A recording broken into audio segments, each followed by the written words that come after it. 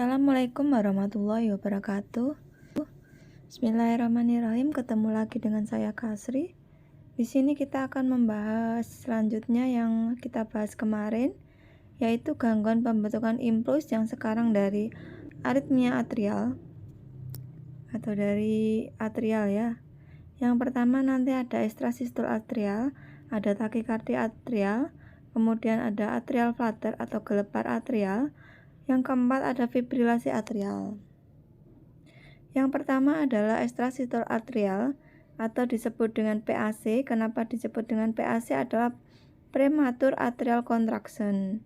Kenapa dikatakan prematur? Berarti ada gelombang P yang datang sebelum waktunya. Di sini ya. Di sini ada gelombang P yang datang sebelum waktunya. Kalau di sini irama sinus, seharusnya gelombang P itu jarak antara R ke R-nya itu gelombang P-nya ini sama lah. Ini gelombang P-nya muncul sebelum waktunya. Jadi jaraknya antara R ke R ini tidak sama. Gelombang prematur atau pre-AC, gelombang P-nya itu bentuknya beda dengan gelombang P yang sinus. Bisa kecil, bisa juga negatif, bisa juga bersembunyi di T. Pada PAC terdapat paus kompensasi tidak lengkap. Kenapa dikatakan tidak lengkap? Karena jarak dari gelombang yang ada PAC-nya sampai dengan paus kompensasi ini kurang dari 2 kali R ke R pada gelombang sinus. Kalau di sini contohnya ya, ini adalah gelombang PAC. Di sini ada berapa kotak? Kita 1, 2, 3, 4, 5, 6, 7 kotak ya. Padahal kalau di RR ke yang normal itu adalah 1, 2, 3, 4. Kalau 2 kali berarti 8. Kalau ini tadi jumlahnya adalah 7. Jadi jumlah dari PAC ke paus kompensasi kurang dari R ke R yang normal. Kemudian selanjutnya ada takikardi atrial. Takikardi atrial ini sebenarnya bisa disebut juga dengan SVT. Sebenarnya gelombang P-nya itu tersembunyi di antara P di sini ya. Tapi dia cepat, terus QRS-nya sempit. Gelombang P-nya tidak begitu kelihatan, tapi sebenarnya ada di sini ya. Kecil di depan ini. Ini reguler cepat ya.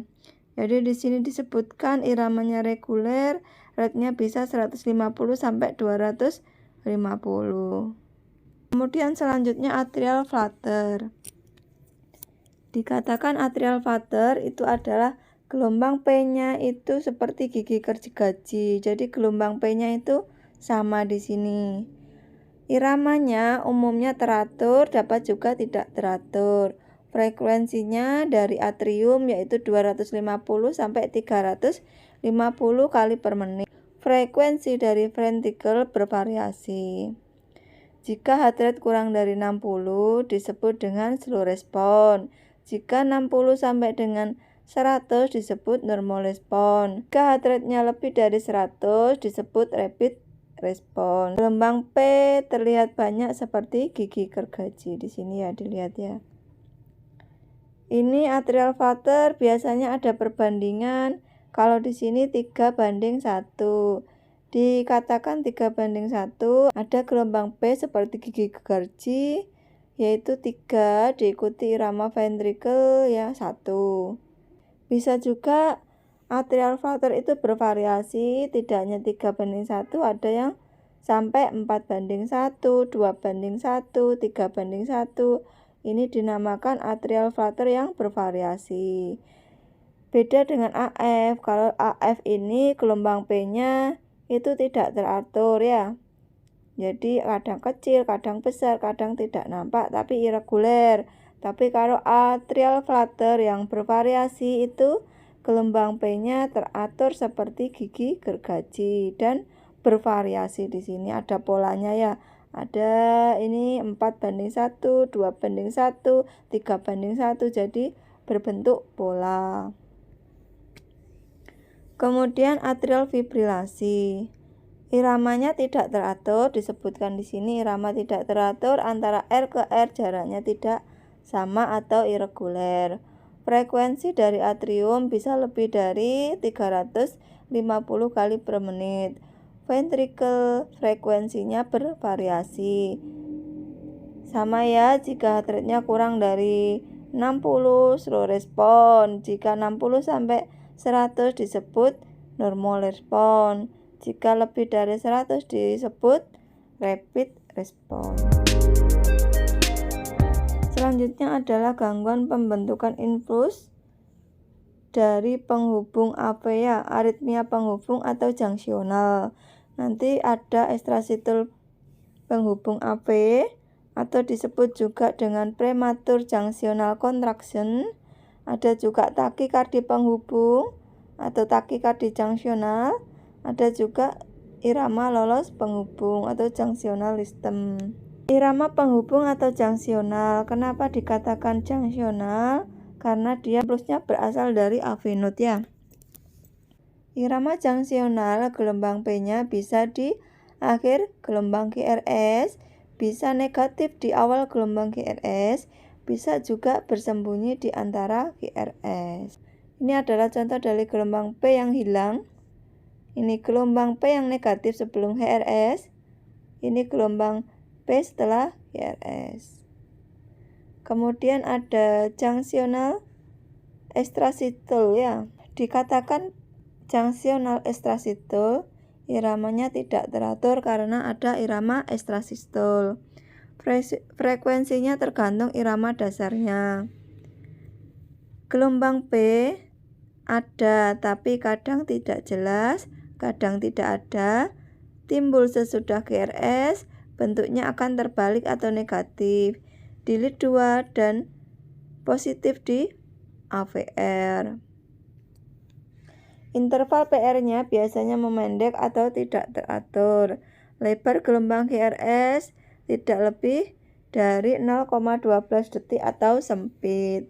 Ini adalah contoh gambar dari PJC ya. Jadi iramanya ini normal. Kemudian di sini diikuti dari irama sinus, diikuti gelombang P yang tidak ada. Kemudian di sini terdapat pause kompensasi. Ini adalah contoh dari PJC yang gelombang P-nya bersembunyi ya. Kemudian ada junctional takikardi. Dikatakan junctional takikardi adalah bila gelombang P-nya itu junctional atau P di depan negatif, bisa juga P-nya di belakang. Kemudian bisa juga P-nya hilang tapi heart rate-nya itu melebihi dari 100 kali per menit. Iramanya teratur, gelombang P-nya tadi ya ada, kadang tidak jelas. Jika terlihat ada di depan, ada di tengah, ada juga yang di belakang QRS. Interval PR-nya memendek atau tidak teratur. Lebar gelombang QRS-nya sempit. Selanjutnya adalah gangguan pembentukan impuls dari ventricle. Nanti ada extrasystole ventricle, ada takikardi ventricle, ada fibrilasi ventricle, ada henti ventricle, ada irama lolos ventricle. Ini adalah contoh dari extrasystole ventricle ya atau PVC. Dikatakan PVC yaitu ada irama prematur sebelum QRS. PVC itu QRS-nya lebar, jadi beda dengan PAC. Kalau PAC itu QRS-nya sempit, gelombang P-nya itu selalu ada di depan QRS dan munculnya prematur. Kalau PVC itu tidak ada gelombang P, tapi langsung QRS yang lebar. Terus kemudian terdapat pause kompensasi yang lengkap. Dikatakan lengkap yaitu dari irama PVC ke pause kompensasi ini jumlahnya adalah 2 kali dari R ke R yang normal. Kalau PVC-nya bentuknya sama maka disebut univokal. Kalau PVC-nya berbentuknya berbeda seperti ini kan lancipnya ke bawah, yang ini lancipnya ke atas, itu berarti disebut PVC multivokal. Kalau di sini ada irama sinus, kemudian ada PVC, satu sinus, satu PVC disebut bigemini. Ini sama ya, satu sinus, satu PVC, satu sinus, satu PVC. Ini disebut dengan PVC bigemini. Kalau satu sinus kemudian ada PVC 2, ini disebut kuplet. Terus kemudian kalau satu sinus kemudian PVC atau dua sinus satu PVC disebut trigemini. Tapi kalau ada PVC lebih dari 3 atau 4 itu tidak boleh disebut triplet atau fourplet ya. Jadi nanti menyebutnya adalah takikardi ventricle atau ventricle takikardi. Kayak di atas ini ya. Ventricle takikardi kalau di sini masih diikuti irama sinus yang belakang ini. Berarti ini ventricle takikardi yang non sustain. Kalau seumpama ada PVC kemudian munculnya di tengah-tengah gelombang T, ini dinamakan R on T. Ini sangat berbahaya kalau dibiarkan, ini bisa terjadi VT ya seperti ini, bisa juga berakibat kematian. Nah, ini adalah contoh dari PVC yang tersisip sama ya, ini seperti R on T ya. R-nya teratur, tapi PVC-nya ini munculnya di tengah-tengah ya. Waktu gelombang T kemudian muncul PVC. Ini juga sangat berbahaya. Kalau dibiarkan terus-menerus, ini akan timbul VT dan bisa juga timbul kematian ya. Ini R on T, R on T, R on T. Jadi ini timbul namanya ventricle takikardi ya.